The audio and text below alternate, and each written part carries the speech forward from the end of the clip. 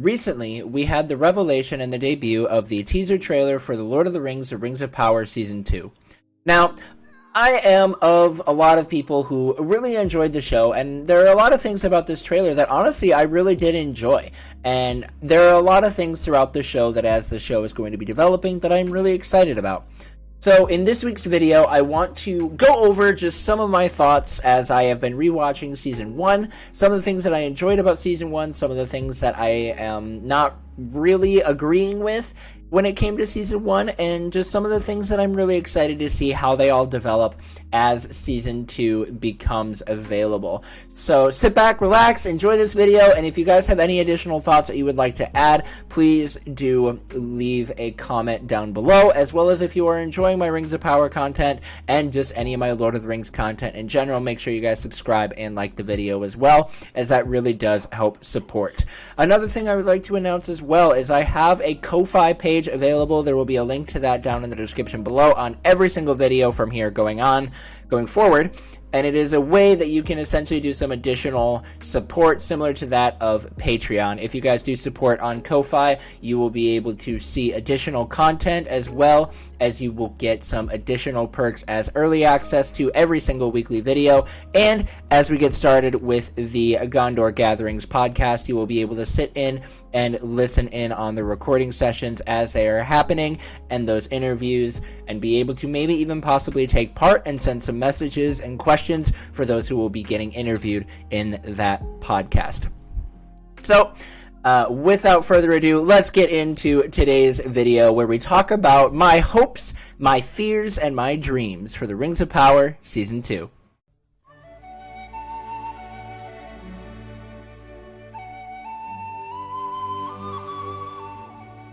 So first off, I just want to overall say that there were a lot of things in Season 1 that I did really enjoy. There were a lot of moments that I thought were handled very well in terms of the cinematography, the music, the scenery. A lot of those things were just done overall really well. There are also a lot of characters that I did really enjoy as well. However, I will say this, the show was not perfect. There are a lot of moments within the show where I really kind of questioned some of the things that they were doing. Now, as I've been going through and doing a rewatch and understanding a lot of the mindsets that have been going on throughout the show, I'm able to kind of get a little bit more of an understanding of the different things happening throughout Tolkien's world in this specific adaptation. Now, I'm not going to sit here and talk about the lore differences and things like that, because I think that is just beating a dead horse in terms of lore accuracy within the show, but the use of timeline condensation, I think, makes a lot more sense on a rewatch and trying to fit all of the events of the Second Age into one cohesive story that continues to remain interesting and not sitting and going through a deep dive into a lot of things. But again, that is another area of critique. Maybe we can talk about that in a future video as I maybe go and talk about some of my honest critiques about Season 1, and maybe we can get into that. If you guys would like that, let me know down in the comments below. Either way, let's get into it. The first thing that I really want to see more of within Rings of Power Season 2 is the political struggles within Numenor. Throughout Season 1, we saw a lot of moments where the people of Numenor seem to be very divided upon Galadriel's arrival, with the guildsmen talking about her possibly taking over jobs and just elves being welcomed back with open arms. I think that created a lot of interesting political conflict, and I actually really enjoyed seeing that get fleshed out in different areas, especially when we saw the conflict that had not yet been brought to a head in Season 1 between Pharazôn and Miriel. I think both of those characters having their very unique ideologies, seeing that all come to a head in Season 2 would just be overall a really cool experience, and I think it is something that we could possibly be diving into more, especially when you look at the events of the trailer for Season 2. It almost looks like Pharazôn is looking to take over Numenor and possibly try and restore it to its ways of not backing elves and just doing their own thing, whereas Miriel is still very much in favor of helping the people in the Southlands. I'm excited to kind of see how that plotline develops. I hope that they continue to do a good job with it. I really hope to see more of it in Season 2. Now, this is where I'm also going to lead into one of my first critiques. And the first critique that I'm going to be talking about is the character of Eowyn. Eärien is Isildur's sister and Elendil's daughter. She is a non-canonical character within the show. Now again, I'm not going to be beating a dead horse when talking about Tolkien's lore when it comes to her character. Now, I do believe there are some moments with her character that are going to provide for some interesting family conflict between her not approving of going and fighting in Middle-earth, as well as just overall continuing to keep that family conflict arising. I think that is going to be an interesting dynamic to see how Elendil, Isildur, and Anarion, Isildur's brother, will be showing up in future seasons as well. But Eärien, I really am not the biggest fan of her character. I know a lot of people really enjoyed her and the things that she was able to bring, but at least in season 1, I really don't think she made enough of a difference in order to warrant a long time standing within the show. I think there are a few moments within her character where there could possibly be more interesting moments with her if they're able to build her properly into this Númenórean dynamic. But for the time being, I'm not the biggest fan of Eärien. I think her character has a lot more to go before she will be ready to be considered one of the better characters of what we are seeing in the rest of the show. Moving on, another thing that I really want to see more of, and these two kind of go hand in hand, and this is, I want more moments between Elrond and Durin, and I really want to see them dive more and more into the dwarvish culture in Khazad-dûm. I think that was one of the areas where Season 1 really shined the most, and that was when they took the time to talk about the sacredness of the mountain, and you heard Disa singing the song to the dwarves as they were being pulled from the mountains. I think that really paved for just some really interesting moments within the show, as there's so many forms of fantasy media that don't really dive into the deep culture of dwarves and who they are and why they do what they do. And those moments in Season 1 were some of my strongest and most favorite moments throughout the entire season. And to go on top of that, there has yet to be a better friendship to be shown on screen besides Legolas and Gimli than that of Elrond and Durin. Their moments of trust and tension throughout Season 1 just showed up to be some of, again, the greatest moments throughout all of Season 1, especially when you saw Elrond wrestling with breaking his oath with Durin or saving the lives of his people. But then Elrond actually did the smart thing, which is what not a lot of characters in media do, and he talked to his friend, explained to him what was going on, and Durin, wanting to help his friend, decided to forsake the secrecy of the dwarves in order to save his friend. Oh, Owl's beard! Enough with the quail sauce! Give me the meat, and give it to me raw. It was just such a good moment, and every single interaction between Elrond and Durin was something that I could not keep my eyes off of and keep my ears peeled to. I really just want to see more of that within Season 2. Now, moving on from the moments in Khazad-dûm, I want to talk about the Southlands conflict. Obviously, that was the climactic whole part of the show. Everything between Adar and Theo and Arondir and Bronwyn, Halbrand, Galadriel, all of that showing up, that's where all the action was down in the Southlands. And obviously, they're going to have to continue on with that. I think there are going to be a lot of really awesome moments within the next season that is going to be continuing that storyline. I really want to see Theo really coming out and struggling with his desire to want to restore the Southlands and feeling like everything happened and it was his fault. And I think that this is really, it's going to lean into a moment where Theo is going to be weak and possibly even fall to some corruption from Sauron and end up as one of the Nazgûl. Whether or not that will actually happen, I don't know. That is just a theory that I am having right now off the rewatches and just seeing Theo's character. Now, another thing I really love, Arondir, he has to be my favorite character in Season 1. He is the exact picture of what it means to be good. He forsook everything in his life in order to protect the people of the Southlands. There was a single village that was unable to defend themselves, and Arondir was willing to risk his life to save them. Now, granted, he does fall in love with Bronwyn and wants to see her survive, and he sees Theo as part of his family as well because of his love for Bronwyn. But at the same time, Arondir still could have chosen to leave, but he didn't. He chose to stay and be there for the people, and I really want to see that develop more.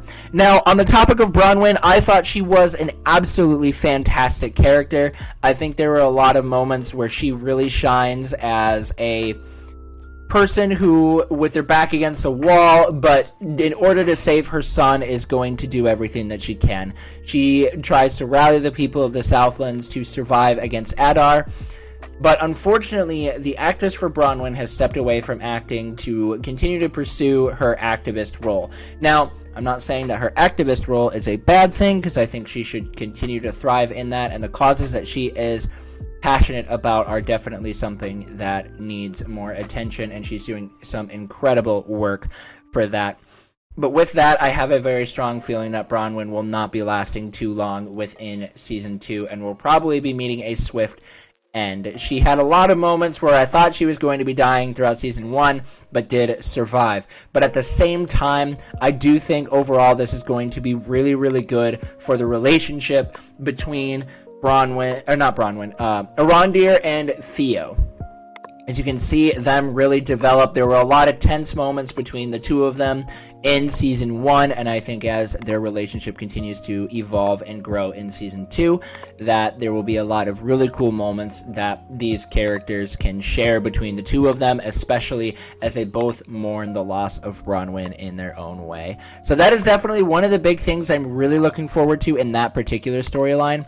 Another big thing is the character of Adar. Adar being such an amazing villain, such a complex character, a orc who is passionate about the lives of the other orcs, where you don't really see that in the rest of Tolkien media, but it is the driving force for why he has done everything that he has done up to this point. He wants to give the orcs a home and give them somewhere where they don't have to live in fear of sunlight, and they can go out and do everything that they want to do and have a home. It is why he is called the father of orcs.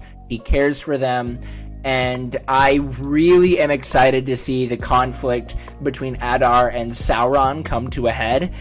It is something that, upon my rewatch, I found just this really interesting moment when Galadriel and Halbrand first chase down Adar, and Halbrand looks at him and he says, "Do you remember me?" Now, in that moment, you won't really think about it, but if once Adar says no, you almost see Halbrand's look of anger go to relief. He seems to be much more content and relieved over the fact that Adar has absolutely no idea who he is, and I absolutely love that because it shows that Sauron's cover is still held intact, and he doesn't need to kill Adar right away.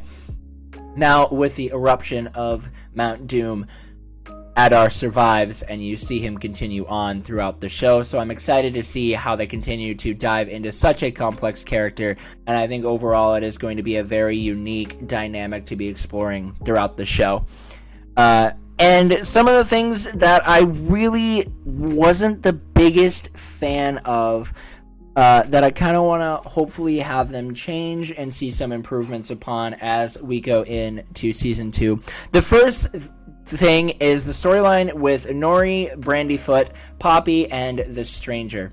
I think overall, the story itself, I did not have any issues with. The biggest thing is everything that was going on with the Harfoots on screen had almost no effect to the grand scheme of events within the show. And that is where I really struggle.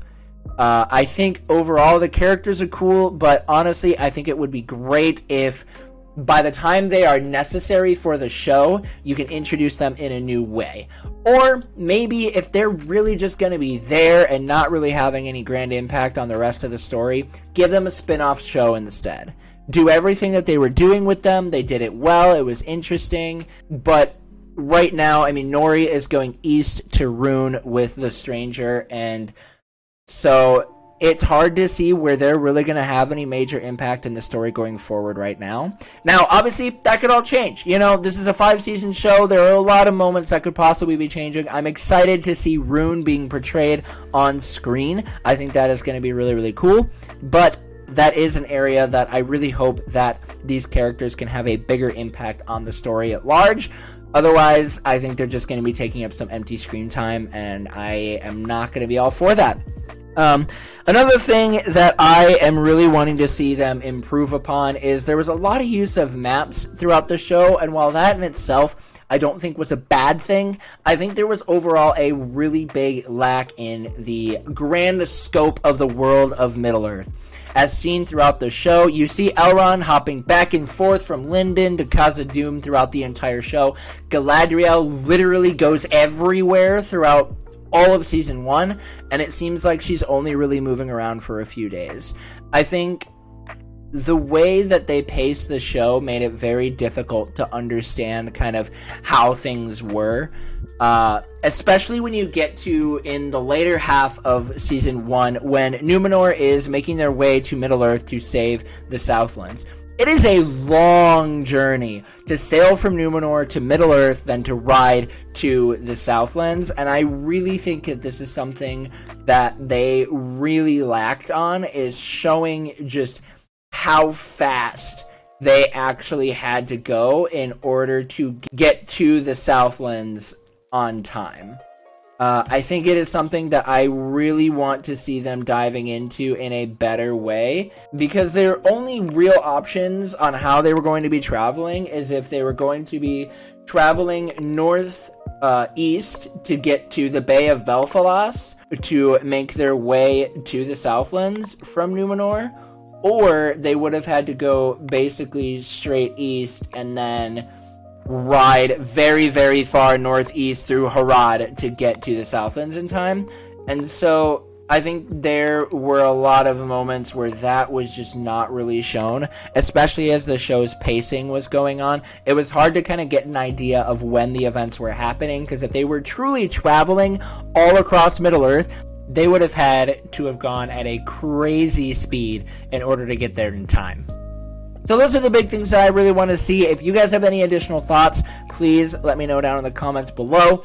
Again, I really enjoyed the show. Overall, I'm really excited. There's a lot of things I'm really excited for, and a lot of things that I want to see improved upon.